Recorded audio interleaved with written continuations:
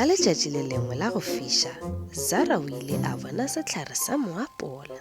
Le ge Zara a na le molala o motelele, o be a ka se be yo motelele ka mo go lekanego go fihlelela diapola. O ile a taramologa, eupša le ge a ile a leka ka matla, diapola di be di sa fihlelege. A nyamile, Zara o ile a dula ka fase ga mohlare. Ka yona nako yeo, Mmazu e lego ngwana wa Tau o ile a tšwelela ka morago ga mohlare.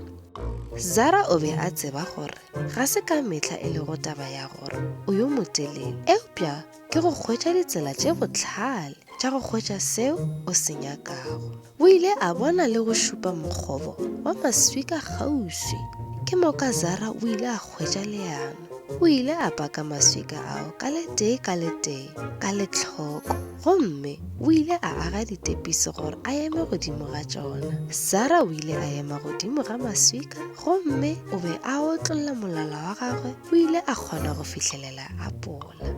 Ge a be a gema apola ya go rothiša mare, Zara o ile a ithuta thuto ye. Ga se ka mehla e lego taba ya gore o yo motelele ga kakang, eupša ke go hwetša ditsela tše bohlale tša go hwetša seo o se nyakago.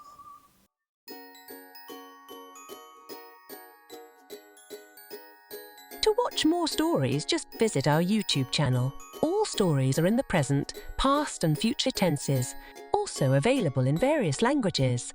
How great! Also, members of the Abuti Academy get access to workbooks and much more. Visit our website to find out more about all the language learning materials that we have to offer.